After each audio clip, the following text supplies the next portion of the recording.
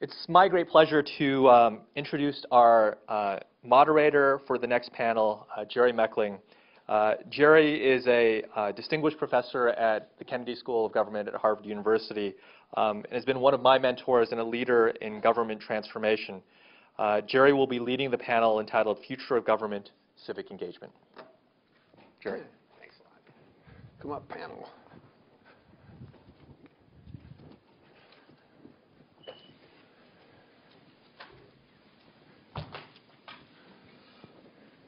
So much to do, so little time.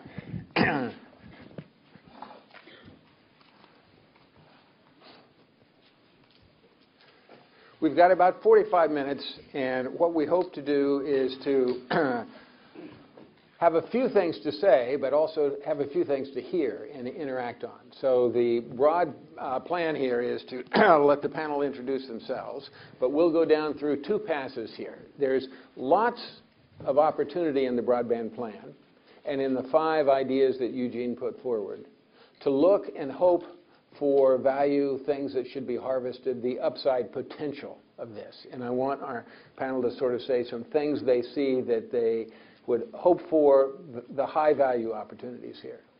But as with anything that proposes to change the world in our society or anybody's society, there's some risks and some things that we would want to avoid in the next period of time in trying to make this go forward. So we want to have a little time to talk about that. After we go through those things, I would like to hear some Q&A from the audience, and then we'll see if we've come to some place we can make some sense out of it. So panelists, go down, just introduce yourselves in the first pass through. Chris. Sure, I've already introduced myself. Chris Hi, Director of the Center for Future Civic Media here at MIT. My name is Laurel Ruma. I am the Gov2O Evangelist at O'Reilly Media. My name is John Wunderlich. I'm the Policy Director at the Sunlight Foundation. And I'm Nick Grossman. I'm the Director of Civic Works at the Open Planning Project. So we now not only have a broadband plan, we have an administration that on its first day had a president who put out ideas that said this stuff will be more important at this time and in this administration than before. What do we see looking at that and listening to Eugene's ideas as the upside potential, things we ought to be sure and grab a hold of here? Chris? Sure. You know, our work has been focusing on one of the interesting things about the history of the internet is that it's done incredible work for empowering affinity groups, online groups, people who share interests. But it's been much less clear how it helps individual communities, actually geographic communities, which are the kinds of locations that law happens and the kinds of locations that people can't get out of their neighborhoods. They have a civic obligation to their neighborhoods. And you know, part of the reason is because of this huge issue of digital divide, which happens across ages, across communities. So one of the great opportunities that we're seeing is the opportunity to start thinking about what are the software platforms that a community can use, not just at the federal level, which there's been a lot of attention on recently, but at the local level, at the the alderman or the county level. And so among the experiments that we've been running at the center have been trying to understand how community collective action can happen differently online. What are the ways that people can organize, apart from just gathering news and understanding news, how can they use that news to change their communities? We've been looking at how communities can understand their own financial situation better. So some of our students are leveraging on the popularity of sites like Mint or Expensify that allow people to aggregate their financial information so that a community can understand where money is going out of the community. What are the kinds of services that they're paying outside and losing money on and preventing themselves from economically empowering themselves. And the last one I'll just mention is thinking about new tools and techniques for deliberative decision making and agenda building, and we think that those are potentially really powerful. So. Just as a quick idea on the community focus, is it mostly that we are expanding penetration of online possibilities, or is the broadband and the speed of broadband particularly important for the community focus you're talking about? Well, I think it is particularly important because if you look at a lot of these technologies, they've really been primarily used by 20-somethings on in San Francisco and New York, and what you're seeing is that demographic builds, especially with hopefully the broadband initiatives emphasis on inclusion. then what you're going to see is that a lot of different people are going to be using these tools, and so it can more holistically represent the society, whereas right now it's doing a great job of representing, just relatively small parts of society. Laurel. Well, I think one of the major points that Eugene really made was that broadband is not going to be used just for video games, downloading pirated music and videos, and just playing around on the internet. We're talking about serious work being done, not just in communities and government, but also entrepreneurs and the technologists that are needed to kind of put this vision into action. We're moving away from the social web where we vote on Facebook for our favorite things and sign petitions that are really silly, and moving also to the civic web, and that is taking this extra energy and looking at our individual local communities, which we all sort of have a real tie to. That's where we pay taxes, that's where we live, that's where we wait for the bus and go to work. And how can we actually transform that to our reality, which is the digital natives that work until 7 o'clock at night, don't get home in time to go to public meetings, but still need to be able to participate online in some fashion, and that fashion is now online. So the importance of just transparency, including video, and having City Hall meetings on video and online available later for public comment is really critical, and documenting how communities grow and change over the years will be very important. So that was very heartening to hear. Also just the importance of recognizing that technology is already there, and enterprise and private communities are actually already using these tools and techniques, and the government sort of needs to hurry up and play catch up so everyone can participate. Let me ask a small follow-up on that, in the sense that community, again, is a central value. Historically, local communities were more powerful probably than they are today, in the sense that when I grew up, you knew all your neighbors, and now you don't. You see this communication capacity through broadband re-strengthening or strengthening in a new way the very local communities. That's a really good point. Absolutely. I probably know more of my neighbors online through our Yahoo email group list than I've ever met in person.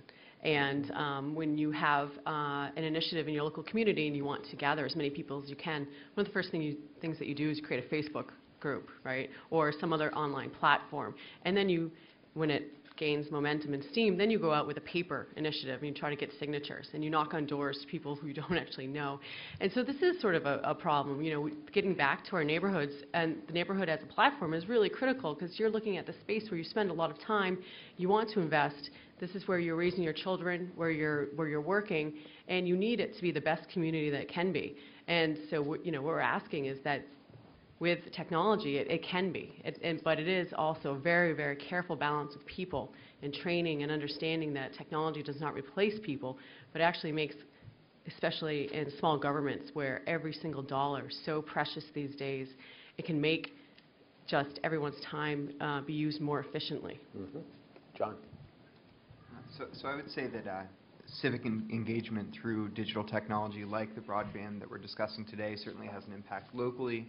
And also, we are starting to see at the Sunlight Foundation in our work a broad systemic effect across society. So the rush and flourishing new information that's coming out as a result of the administration's open government directive is being replicated, or perhaps was already happening on a congressional level and across many states that are undertaking similar initiatives to release information. And that kind of information access is the thing that is empowering all of us to be better researchers, or to be lobbyists, or to be investigative reporters, or civic journalists. So everyone is being empowered in the same sense in which only certain few people used to be empowered. And just one particular example, there's a bill in a hearing in the Maryland State House today, actually, that's going to do a lot of things. But one of the things that it's doing is taking access to real-time information about legislation that used to cost $800 a year. If you wanted to access it, you had to pay a once-a-year subscription fee of something like $800. And they're going to do away with that subscription fee and replace it with a fee for people that want to register as lobbyists. And that's the sort of redistribution of power that we think is really empowering, especially because of the other change that we're seeing, which is in the platforms and tools that people have access to. that are changing the way that we analyze and share and look at information. And that doesn't just go for people who have access to broadband. I think people who have access only through newspapers or only through television benefit also from better transparency and digital access, because the people that are writing those newspaper stories, or the people, the producers at CNN, are also using the internet to get their information. So the effects are pretty broad, I think.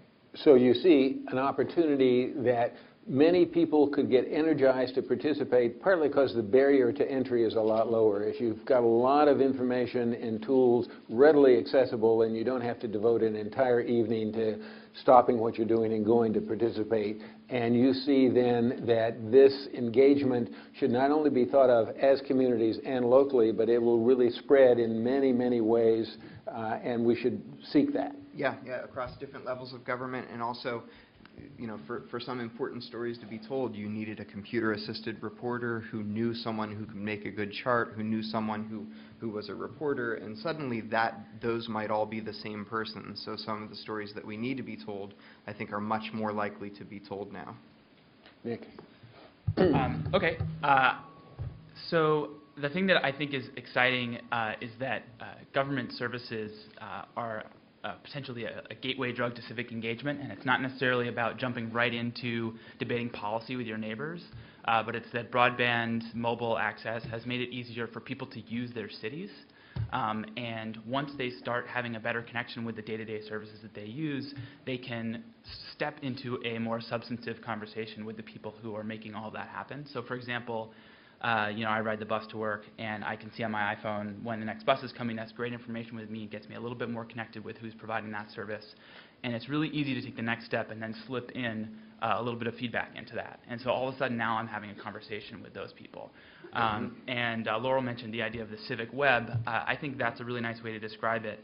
It's not just about politics and government. It's about the whole city and our whole community and how we use it. So I think that's really exciting.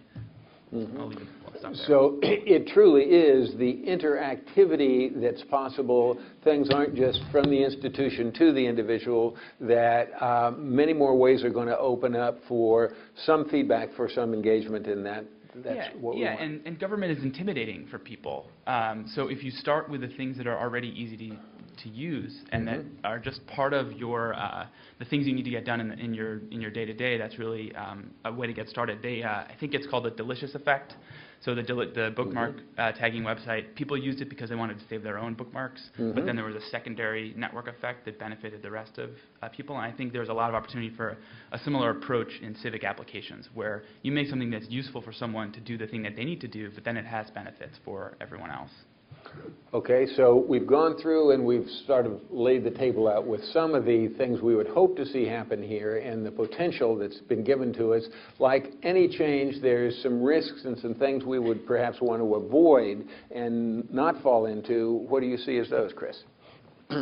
Well, like most, when you go to the dentist, they tend to concentrate on the bad teeth, and my list for negatives is longer. I guess the first one, I think, has to do with sloppiness. I think that you know, the amount of data that's available is growing, but people's understanding, even fairly sophisticated people's understanding of it, isn't necessarily growing, and that's a kind of a national kind of expertise that we're going to have to build.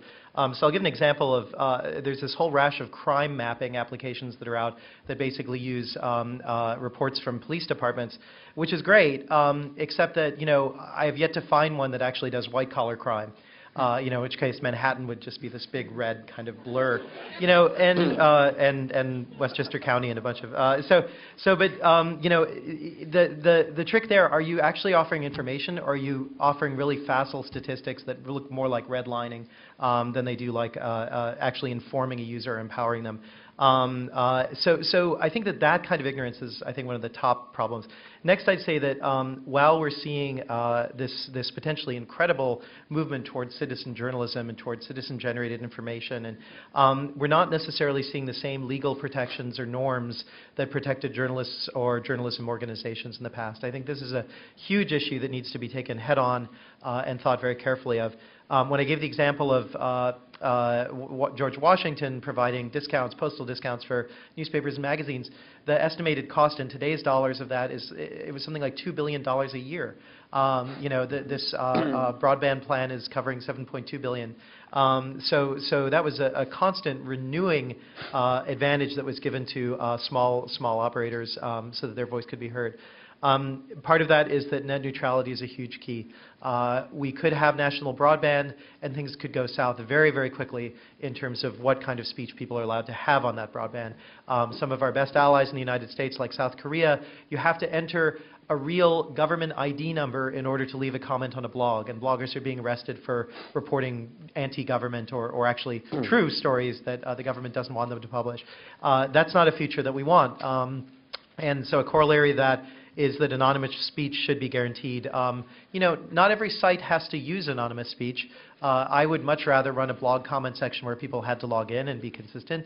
But let's not forget that the Federalist Papers and many of the key Enlightenment texts that this country was founded on were done anonymously because the authors felt that it was judicious. When Hillary Clinton says, as she did recently, we must also grapple with the issue of anonymous speech, one of my students said, no, we must also protect that right as vitally as we can if we're a democracy. Grapple's the wrong word. I think these are some of the largest concerns that I have. And I think Clay Shirky once said the problem with the situation with the old media losing most of their business model before something has filled its place is that that's what happens in a time of transition. The old things break before the new things take their place. And I think that's where we are right now. We need a lot of advocacy and a lot of laws to kind of protect the coming situation. In what we've seen so far, for the things that were positive, we've seen some specific recommendations made of things to be done. Do you see enough energy in the process that's going forward now to address the concerns that you just had about protecting the small voices and also trying to do something about eliminating the downside risks of clear ignorance? Yeah, I would say that I'm seeing the opposite energy that some of these international trades and trade agreements and attempts to create legal regime around copyright and theft are what could potentially kill any of the positive things that we've just been talking about. So, that to me is a huge concern because a variety of, fairly small businesses have gathered together to try to protect their rights in a way that could erode the greater rights of this potential information revolution. So. Laura. One of the things I think that needs to be avoided is that open government isn't just for a closed smartphone device, that we need to actually build web applications and applications in general for every kind of device, whether it's a phone or a computer or also maybe a sensor that's left at your bus stop, so you no longer need to have pieces of paper that tell you what time the bus comes, but something that you can actually go up and just push a button and it'll tell you. So then we're lowering the divide, so it's not an entry point of a $500 computer, $400 smartphone, or even a $150 cable bill. When government thinks about making themselves open, encouraging and engaging in the sensor technology is also really important as well, because we want to bridge that digital divide as quickly and as completely as possible. Another thing is that procurement is pretty tricky, of course, these days, and I'm curious to see how the bidding would go for a video.gov contract. When we saw data.gov go up for bid, the quotes came back at $80 million for a website, which just made us all worry. It's nice work if you can get it. It's nice work if you can get it. So web developers out there, yes, you will have a secure future. And also, a web app does not make a movement. Just because a city gives you data to one section does not mean the city has complete and total buy-in of all of their data. We're looking at holistic views of how we can open data across municipalities, across states, and in the federal government as well.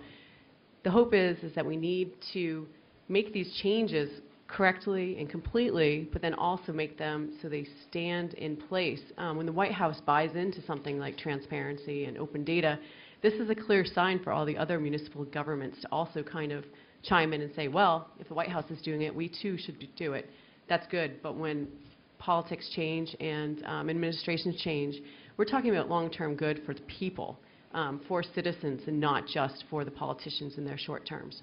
One of the things you started with was the concern, again, about we need to close the digital divide. We need to be more inclusive. Do you see broadband itself as emphasizing a speaking mode that's traditional for everybody, not so much just writing, but as, therefore, a more natural way to include larger numbers of people? Well, it's a learning curve like everything else. We were out in Montana a couple years ago, and we were waiting in line with everyone else at the library to get access to email. And we were just trying to get access to email. We weren't trying to get access to apply for a job, for any kind of government plans or anything. We were just on vacation. And I looked at this like, this is crazy. In Boston, where we come from, there's Wi-Fi in every corner, and everyone has a computer, so if you really needed access, you can always borrow someone's. But we're talking about educating large amounts of the population to not just use technology, but to use it well and to use it for the greater good. So I think the digital divide has to come hand in hand with some real, human training as well. It's not just the technology. So start at the libraries and the local governments, and get the libraries some more funding again, so they can be open on Saturdays when people traditionally have the day off, and start these classes in communities, so people realize that to them using a keyboard may be foreign, but after a while, once they receive feedback and understand that this is the way that society is now communicating, they'll feel more comfortable about it. Super. John? Sure. So I have a couple of risks or pitfalls to identify. First, I think we need to have a careful balance between, on one side, when we're making a more open or more participatory government or civic sphere, there's encouragement and experimentation, so the sort of please do it model, it'll be good for you. And then on the other side, there's statutory requirements or codified requirements. So with the administration's open government directive, that's a bit of a combination of both. Right now, I would say it's a little bit more on the encouragement side, since it doesn't have many hard and fast requirements. But I would also say that's appropriate. So when you're dealing with something where best practices are as unclear as they are for digital participation right now, I think it's a careful thing to balance when you should pass a law requiring something or when you should issue guidelines recommending or encouraging some kind of behavior. Second, just like in the same way as some of our business models are outdated, I think some of our cultural expectations about openness are outdated. Just two examples. One, if you look back to President or then Senator or candidate Obama's promises around health care deliberations, I think the whole country is in a very different place than we were a year ago when that promise flew and he said that it would all be on C-SPAN.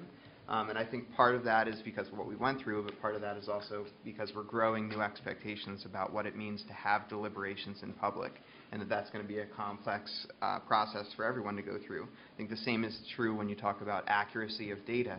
When you look at recovery.gov, when that went up, there were all these news stories saying, oh, we got you, you bought 2 million pounds of ham for $5 or whatever it was.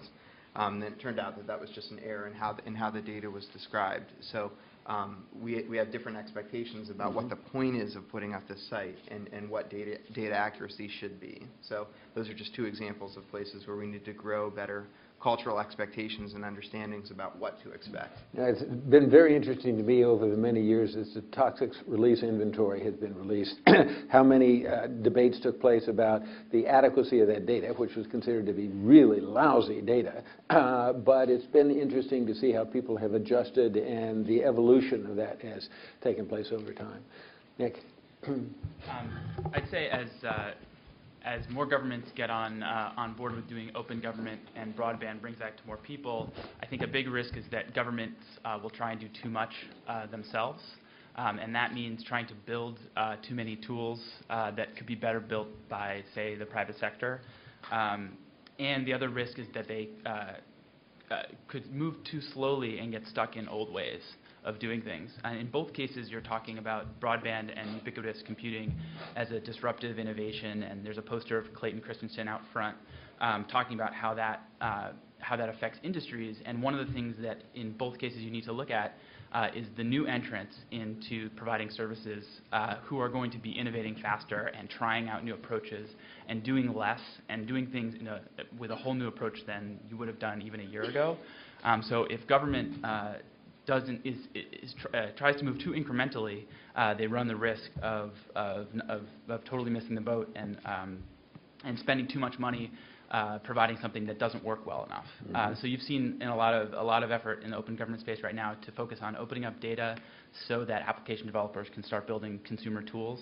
That's been a really positive model, but it's a real mind shift for government agencies to get away from we need to build every single piece of the entire experience to we can focus on doing the thing that we can do really well, which is often providing the data, providing a platform, and then letting other people build interfaces on top of that. But I think you'd agree in non-exclusive ways, because one of the things we're seeing is that in the 1990s and early 2000s, government entered a lot of relationships, exclusive relationships with a single vendor. Definitely. And that's why we're in this mess. So. Right, and that's why we advocate for open data at all points of the process. So if you're, say you're releasing transit data, which is something we work on a lot, you don't want to get into a private data sharing arrangement with one vendor like New York City had with Google for a long time. You want to have an open interface using open standards so that anybody can build anything on top of that data. And as I hear this, of a government that can make mistakes either going too slow or locked in too incrementally or trying to do too much too fast, do you think that the current plans, as you understand them, are more or less in the right position, or is the danger more one or the other? The current plans for open government or the current plans for broadband? Certainly for broadband in the conjunction of civic interaction and open government. Well, okay, so you saw on the, what you were getting at in terms of the incentives versus requirements, that if you build too many requirements, you end up potentially getting data and information that's not useful. And so the incentives have to be structured so that people are building, the interests are aligned between people who are using the data and people who are providing it, so that you don't end up spending a lot of money providing data or anything else that's not actually useful. And I think you run the same risk trying to, if you mandate too much open government interface, where interface is the actual end user software. I think there's a potential for a lot of money and effort to be spent making something that's not good and doesn't provide a good experience and people don't use, and then it'll be seen as a failure and a waste. Okay, so we've laid out a few things very, very quickly on what we might be hoping for and what we might be worried about as this goes forward. And we're open for Q&A to see and hear what you folks think we ought to talk about to make sense of what is a very big announcement of a very big program at a very important time. So, yes. And we'd actually ask, could you go to the microphones on either side? This is being streamed as well, and people will not hear any of your questions if you don't do it. Thanks. Good idea. Should we just line up? Yeah, line up. That's great. Good evening. My name is Nolan Bowie. I'm a colleague of Jerry's. I teach at the Kennedy School. I had a question for Eugene. I noticed that among the 5 core goals of the plan, there was no mention that closing the digital divide, particularly within a set time frame, was among those. And in regards to the first goal of having an open and transparent government, where all of the public information, the government information, is available online, will citizens, will investigative reporters, will public interest organizations and advocates and attorneys still have to file a Freedom of Information Act to get information, or will it all be available? And if so, how will we know what is missing? In regards to the panel at large, in regard to the digital divide, if we begin to sort of try to empower all of the communities, when then do we get to closing the digital divide, and at the same time, by empowering those communities who are already empowered, don't we increase the gaps? Don't we ultimately need a timetable? Eugene, we'll let you start with this. Both great questions. Take them in order. The first question about bridging the adoption gap. The recommendations that I discussed today cover one very small area of the National Broadband Plan, which is the portion related to civic engagement. Broadly, the National Broadband Plan is broken down into 3 main groups. The first group deals with broadband deployment, the infrastructure question, how do we get infrastructure out there? Right now, we believe that about 95% of Americans have access to broadband infrastructure. Chairman Janikowski, the chairman of the FCC, about a week and a half ago, indicated a goal of 100 squared, which was making sure that we have 100 megabit access to 100 million homes in America within 10 years. So that's one issue. Second issue, the issue that you addressed, which is broadband adoption and the gap. Last week, the FCC released a survey which indicated that between 65% to 70% of Americans who have access to broadband are currently subscribed to broadband services, which means that there's a gap of about 30 to 35% of Americans that don't have access. What was important about that survey was that it was the first survey of that non-adopter group. And many individuals and many groups have gone out and said that 30 to 35% of Americans don't have access, but have never told us much about that group at all. I'm going to give you one example. As you can imagine, some of the non-adopters include individuals over 65 as well as the poor. The FCC is hosting an event at the museum on, I believe, March 9th to roll out the recommendations related to adoption and closing the gap. But one example here that is instructive. In certain cases, we realize that broadband is either too expensive for individuals, which is one of the reasons that were cited, or is not relevant to people's lives. And so we had the CEO of Skype come visit us. They indicated that the fastest growing group of adopters for Skype services are individuals aged 55 and over. The reason why? They use Skype's web video conferencing service to see pictures of their newborn grandkids. And so the first thing that happens is they call up their son or daughter and say, I want a computer and I want broadband access to continue to see pictures of my grandkids. And so that demonstrates that there's partially relevance, there's partially, there's a whole host of reasons why the gap exists. And the FCC will be rolling out recommendations next week to address some of the gap issues. On the second question about FOIA, what we recognize is that all of these tools do not replace FOIA. We recognize that FOIA potentially is the oldest version of open government initiatives that have been historically going on in administrations for some time. This will not replace FOIA, but what we realize is that by providing data, providing tools, that these tools will help empower Americans, help empower the individual citizen to learn about their government, know more about their government, hold their government accountable, and gain access to government services. Any other panel responses? Yes, so bridging the digital divide, as much as a $400 computer is not always affordable to everybody, it still is a $400 computer compared to even just 2 or 3, 4 years ago when you're talking much, much greater money for a device to get you online. So in an ideal world, it would be nice if there were some school, every school kid had a computer or at least access to one. So within my realm of expertise, that's what I would like to see. But also, as far as businesses, just simple businesses trying to get information and open data, you can imagine, and this actually does happen in Chicago, a coffee shop who purchases an LED sign for, say, $100. And this project is actually also happening at the MIT Media Lab.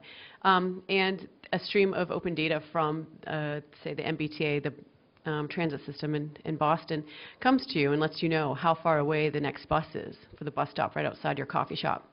So then you put up the sign for a small investment, and your customers can see how long it takes for another cup of coffee, between the buses.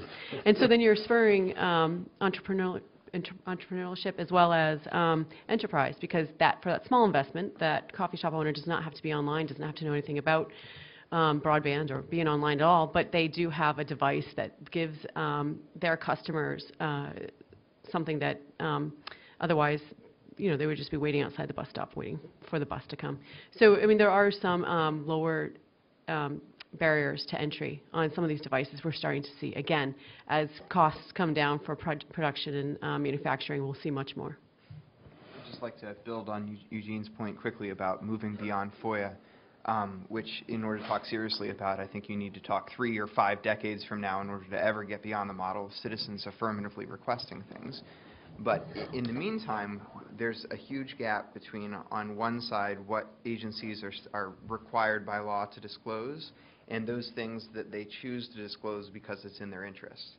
And to us, I think to most people, they'd recognize that between those two things, there's a whole world of things that agencies should be thinking about releasing that may be in everyone's interest, but maybe they wouldn't choose to release voluntarily, that initiatives like the Open Government Directive and other forces at work now are going to have benefits for everyone that aren't necessarily things they're required by law or that they would choose voluntarily to release. Yes. Another question. Yes, I'm Andrea Kavanaugh from Virginia Tech. I had 2 unrelated questions, one on digital divide and the other on open source. It's fairly well established that people who have lower income and perhaps lower reading literacy even are not using computers, but they own cell phones. Many of them do, about 50% of those not using the internet. And I'm wondering whether the government, the FCC in particular in this broadband initiative, is taking any of that into account in its planning, including how you present the content so that it's accessible on a screen with small real estate and the usual interface problems. On the open source side, I'm very interested if the government's really trying to have an open source policy and pursuing open source software, because it takes a huge effort to get over that inertia. Okay. Now that question, we may pull you, if it's legal to do so, Eugene, into some more of these conversations, because some of them address more what the FCC is directly doing as opposed to our observations on it. But panel, do you, Nick? Yeah, I'll start with the open source question. That's something my organization deals with every day. We are working mostly on the local level. Many cities are now adopting formal open source policies, and we're cataloging them at a website that we run called openmuni.org. If you go there, you can see them. There's a wiki, and we're trying to help cities learn from one another, open sourcing open source policy. San Francisco is a really good example. They just created a open source procurement policy. And the CIO then said, yes, I'm getting lots of flack from my vendors. So this is open source is absolutely integral to the open data, open government movement. Open source is a way of building software to be shareable and contributable so other people can contribute to it and make it something different. So the whole point is to write an application once and use it many times. And also it is free. So that is usually one of the good aspects of it, but not always.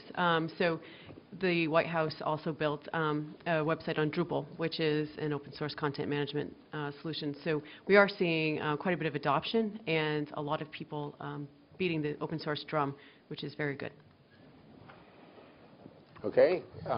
Actually, let me make one quick comment about the cell phone concept.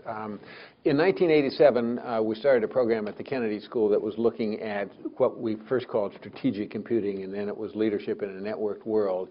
But the interesting thing to us as a huge focus of attention has been tensions between political people and technology people in government, and could they find a common agenda. The common agenda became the phrase online, not inline, 24/7. The fact that you could deliver services without having to change too much of the government to people who appreciated it, and therefore people who talked to the public and had to show them some result from a public action had something to point to that people really did appreciate.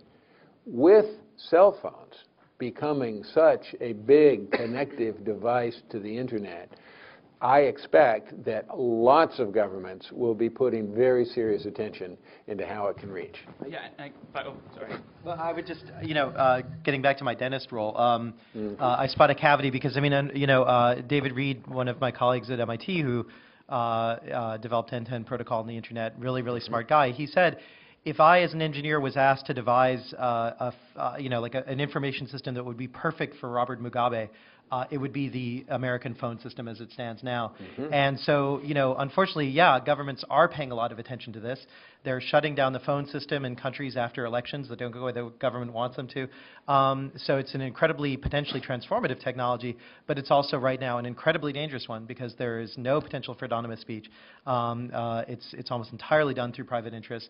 And when governments want to get involved, as we saw domestically in the NSA wiretapping scandal, they can do that. And so, I think it's a very dangerous path to say that while phones are an excellent way for people to access information, they're also an incredibly successful way to control information and to prevent people from being able to act on it. So, but you would like the city of Cambridge to offer such services? I would like to see phone technologies that don't use service providers necessarily. And there are peer-to-peer systems that allow that. If you math has shown that peer-to-peer phones can actually have significantly better bandwidth in emergency situations. The more people with phones, the more bandwidth you get. And there are some phone manufacturers, I won't mention them, but they work in Finland, who are working actively on this, much to the chagrin of some of the major providers. I'll just add one small comment, which is that people talk a lot about mobile when they talk about the digital divide. But I think we also have what I'm going to call an analog participation divide. So in the existing forums that we have for community input, there's a greater divide than the digital divide. And I think there was a report that you published on your website that was the Digital Town Halls study that showed that you bring an analog process online, and the people who use the online version tend to be more diverse from more different incomes, more different backgrounds. So I think there's a possibility to address issues of participation divide without even talking about the digital divide as it's been talked about. Other questions? Yes. Hi, Jerry. Hi, Chris. Mark Tomizawa from Civic Express, which is not even a thing. It's just a network of people who work across academia, private and public industry, and nonprofits and education, including first responders. Chris, thank you for the Haiti stuff of 3 or 4 weeks ago, that full week that you launched. I thought that was a marvelous example of some of this, the value of smart people coming together using a public platform and helping to reconstruct an entire society. We say open source, but I think that's an example of open resource. I think the government sometimes could capture immense value, not just from the people who Chris and Dale had in the room working with the State Department, but if you open that up to the citizens and you say, we need information that's not in a federal database, what can you tell us about this situation in your neighborhood? Can you share photos? Can you share stories? Are there retirees who used to work for medicine, the State Department, academia, public health? I think that would be marvelous to have open resource as a comeback channel. And building on Laurel's bus stop analogy, what if instead of stopping to buy a cup of coffee, you put in some information and you help save taxpayers $1 billion? Now, I use that big number for a reason. I talked to Governor Rendell. I said, what if we could have teams, virtual teams, work on saving people money and time? Would you pay them if they hit a metric? And he said, absolutely. And I said, why? He said, I'd pay them in year 1, and after that I wouldn't pay them. We'd just lower taxes. So I'd like to know if there is a chance to recapture knowledge from everybody in the United States, for starters, around very specific issues that government finds overwhelming because they become clogs and bottlenecks.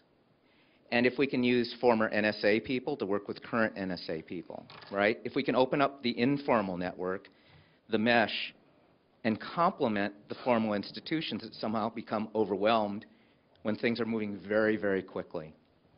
I wanted to ask if that was part of the plan or if it could be part of the plan. And the other thing I wanted to say was there are a lot of kids who can make this stuff dance. And a lot of them are in high school. And if we had a public initiative and said, we need to make every cell phone attach in a civic way to a civic location where the government says, we're working on this, we need your help, and we actually rewarded prizes for good thinking, I think you would unleash massive, massive creativity. It's all there. I just think somehow we've set up rules sometimes that hold kids back. So I'd like to say this could become our version of the 1960s, where it's not Rosie the Riveter. It's like we're all in the pool, and no one has helped me to understand that. I just don't know if this is something government welcomes. It's going to happen. The trajectory of all this is inevitable, like Ushahidi. So the question is there a role for an individual and a group of individuals to work with the FCC to help say, here are specific possibilities that are ready to go? That's ultimately my question. Panelists? So I hate to respond to such an optimistic question with a pitfall, but there is a statutory prohibition on the government accepting volunteer help, which is kind of ridiculous if you look at it from this context, but if you look at it from the context of the budget shutdown in the 90s or other similar things, you can see the spirit in which such a law was passed. So it needs to be an outside organization working with the government in parallel in a sibling relationship? Right, or when people come up with such ideas, there are certain entities within the government that have gift authority that are allowed to accept gifts, so then you just channel it through there, for example. That's one of the things that we have to route around is this kind of old world idea about not being able to accept help because it would be it could create corruption, when here we're just talking about what should be fundamental to democracy. Giving things away for free like ideas. Right, exactly, which we would not, we wouldn't want, yes, because then you'd feel beholden. I think there's a lot of enthusiasm within government for this kind of project, but that sort of broad scale idea that you're talking about is difficult to plan well, and so we're at an earlier stage. We're starting to see things like Carl Malamud in the last few weeks announced something called I think it's called the International Amateur Scanners League, and it's an email list with 10 or 15 people on it that are starting to go to the National Archives, and they're showing up with DVDs and making DVD copies of videos that the National Archives has. They email them to Carl, who then puts it on YouTube and makes a permanent digitized copy of it. And so that's one thing, the world of digitization that could be crowdsourced. There's also resource collection. So when you think about policy work, you say there are high-risk things you could do with the public, but then there are also much lower-risk things like what are the best examples of this, or what are the best resources we should rely on as we think through this. And that's certainly something that the FCC has done as they came about this plan. But for the bigger ideas like the ones that you're talking about, that's something that I hope we're going to see a lot more of in the coming years. And I think you could see it in the coming months, actually. Referring to Carl's work is good because, I mean, Carl's taken this approach that it's better to, ask forgiveness than beg permission. And, some of that work happens, like all politics happens, is essentially leveraging from the outside. And so some of it is cooperation, but it's cooperation that only works with some of the members of government who are really happy about it and helping you to push the other members of government who aren't. But. Great, thank you. Yes. Very low-tech general question with a lot of assumptions. I'm waiting to see what happens at the midterm election. My real question is, can someone address or kick around the idea of the disillusion with the government that's happening? There is some buzz that maybe Scott Brown was elected because of that. I think more of that will show up at midterm elections. It's interesting to talk about voter participation with this technology, but we're talking about a country that, compared to other countries, actually has low participation, and it's probably going lower, actually. So can somebody kick around the disillusionment with government in the first place? Do people really want to use it?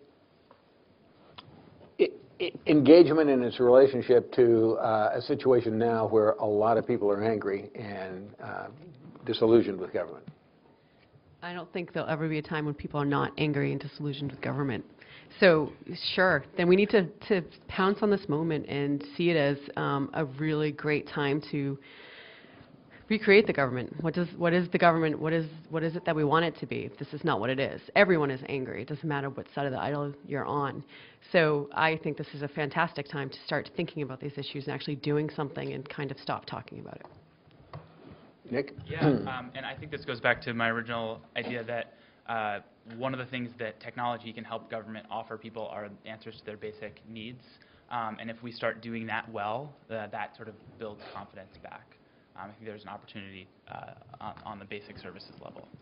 And our generation or the next generation or all of us are going to expect government to work like Facebook or Amazon or Google. And to the extent that it starts doing that, I think it will make people happy on the small stuff. Something I've been interested in for a long period of time and have tried not to take personally. When I graduated from graduate school, I went into government, and I know that the Gallup people were taking polls then that they've taken forever, which is asking people, at what rate does your government do the right thing? And the 4 points were almost never, some of the time, most of the time, almost always. And when I came out, most of the time was what most of the people said. It was more than 80%. And it has pretty persistently gone downhill and downhill and downhill and downhill and downhill. And it bumps up occasionally. But we have lost a great deal of trust in government, and that's happened around the globe. One of the interesting things to me about this is directly addressing the transparency issue of, will trust improve if the government explicitly shows we are doing a lot to not allow you to think we're hiding things from you? And I'm not sure it'll work, but I am pretty sure it's an important problem, and legitimacy is a very critical problem. And so I'm happy that we're working on it, and I think there's a plausible story that it could be powerful, but the proof is in many puddings, and we've got to see what happens. Yes. So I'm a fellow bus rider, and I'm delighted to hear that this issue is rising to the surface, and even more hopeful that when I push the button that tells me when the next bus is coming, it might even be based on GPS and tell me if it's 20 minutes late. So my question is, once we've resolved all of the relationship engagement issues and the infrastructure, what plans are there involved for sustainability and making sure that when I push that button, it actually works? And wondering if that would come out of the $7 billion. That's a good point. I mean, sustainability of any kind of government initiative is really quite critical. But whether it is a website that you expect to find in the next administration like data.gov, it'll be interesting. But Nick, you work on sustainability. Yeah, I mean, so a big risk with all of this is that anyone could just decide to not do this anymore and just turn off data.gov or turn off whatever.gov. So I think it's a matter of making sure that it's clear that those things are tremendously useful. As for the bus thing in particular, I mean, I think it's important for governments to be able to try and find sustainable funding models for all different kinds of services and to approach projects in a way that are less capital intensive. So the bus example specifically, we advocate for agencies to put out the data first and then build the hard infrastructure. So once the data feed is out there, then you work with the shop owners to get the ad-supported when's the next bus coming signs, and those pay for themselves. And then you start rolling out the signs, and so you're not saddled with a big infrastructure cost at the beginning of a project. So there are creative ways to fund things if you rethink the order of operations a little bit. That's a great example, because actually all the buses in Boston have GPS units on them already. The data just wasn't public, and so by going if you actually ask the government to design a sign, it costs about $50,000 for them to make sure that it's, this is a term of art, sailor-proof, meaning that someone swinging on it or pelting bottles at it won't destroy it. Whereas if you ask private entities to host a sign in their shop, it's on private property. There's a whole different set of laws regarding that, and most shop owners will just put it in the window and assume that no one will try to throw things at it.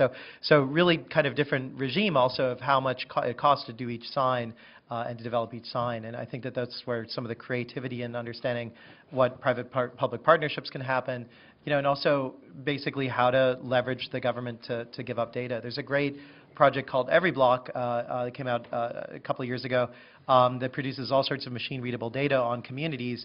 And it was a 5-person programming team, one of whom wasn't actually doing any software programming.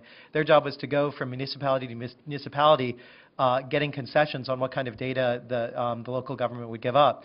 And when Boston gave up, say, liquor licenses and would start putting that out in XML, that person would then get on a plane to like Chicago and Atlanta and say, well, you know, Boston's pretty high tech. They've put out liquor licenses on XML. And Chicago would be like, we'll put out liquor licenses, and we'll even put out you know, movie shoot locations. And you know, and so basically one person's job was to go from place to place to place, forcing these concessions.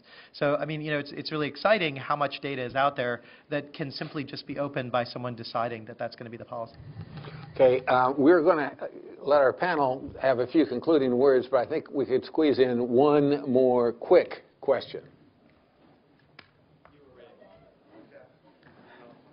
If it's quick. I guess so far I've heard that engagement used interchangeably with access, that most of this talk has been gone towards government transparency rather than necessarily public participation. And I wondered if you could talk about the potential for technology to move from representational government to more direct participation in the process of governing by the public.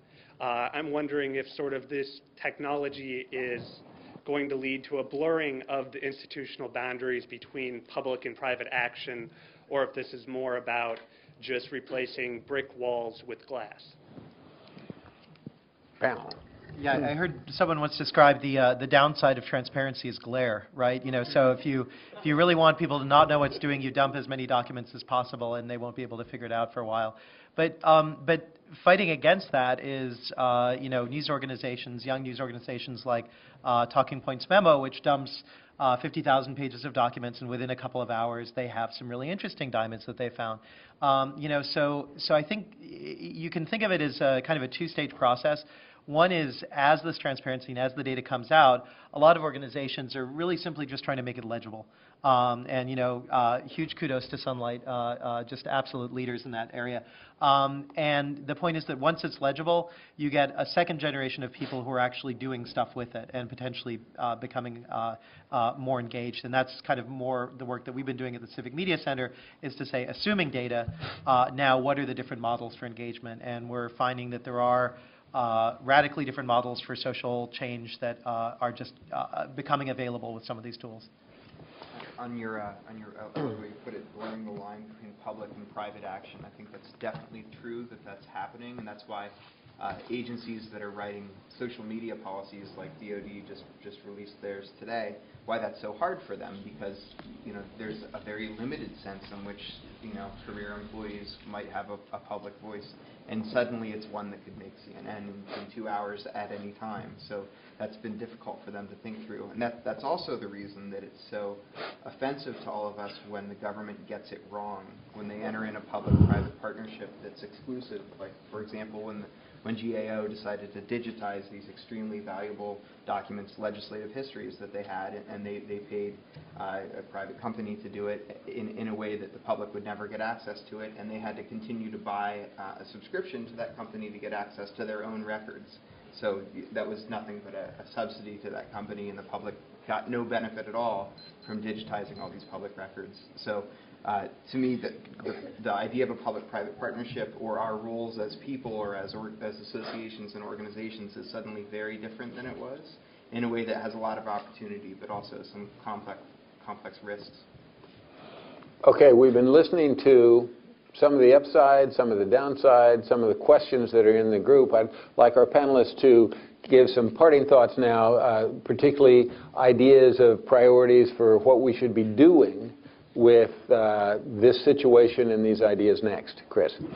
Well, I guess I would just say that, you know, we had a little bit more time to spend with Eugene and his team during the day, and peppered them with questions. And I think, you know, they've done a great job of thinking within the mandate of FCC what's going to be necessary to try to get this plan to work.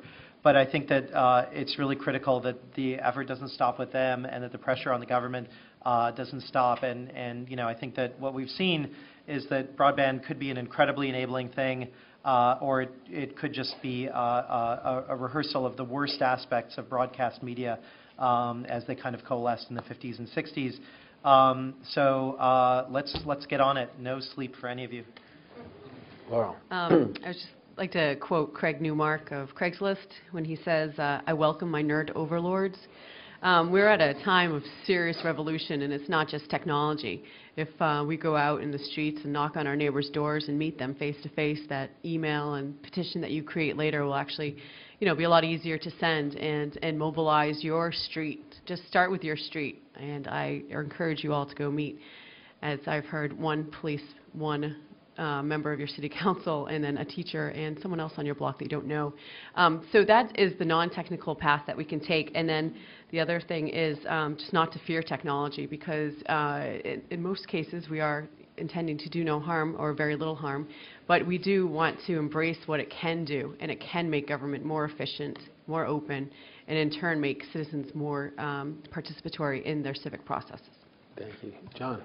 So I would say, also going back to the last commenter, that it's familiar to me that you talk about transparency and participation, but then end up focusing on transparency, and that's because it's much easier to do that. It's much easier to say, well, there's this thing that might have all these good effects, but well, let's at least figure out what we need in order to make that possible.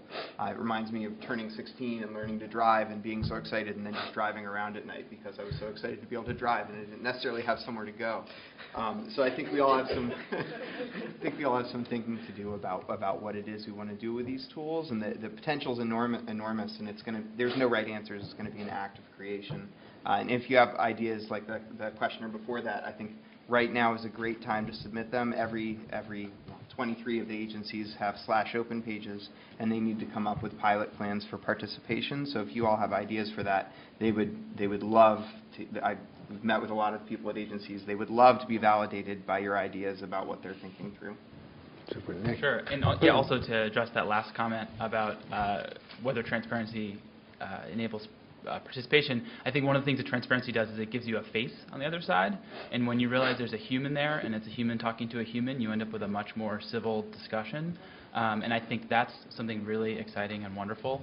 My closing thoughts about all this would be that the way technology is working right now, it gives us the opportunity to iterate and experiment and fail small. So I think that's something to keep in mind, especially when you're talking about government spending and not spending $80 million on making a data.gov website. And then to impart some advice that I read on some personal productivity self-help blog the other day, take the hardest thing on your to-do list and just spend 5 minutes doing it first. And I think that's a nice way to think about getting involved with your community and being engaged in a civic way. So I would encourage you all to just start small, and I'll do the same.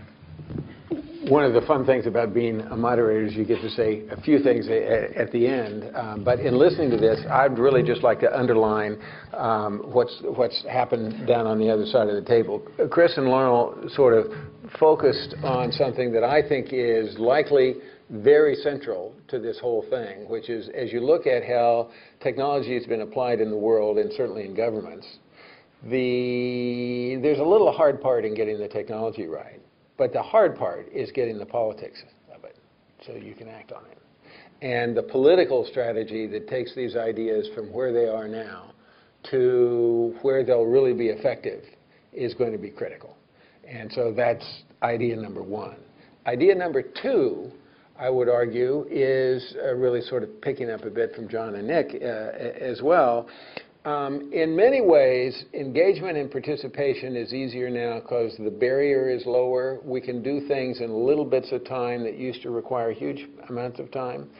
What I have not seen yet, and what I think our experiments need to go on, and some of our analysis needs to go on, is, let's take ideas like the big ones of education and health and safety and a green world and small business, all emphasized in the FCC plans. But let us think about engagement in small pieces. Is there a taxonomy of ways we can build sustainable public support by asking people for a little bit? And this technology makes it so convenient for people to give you a little bit.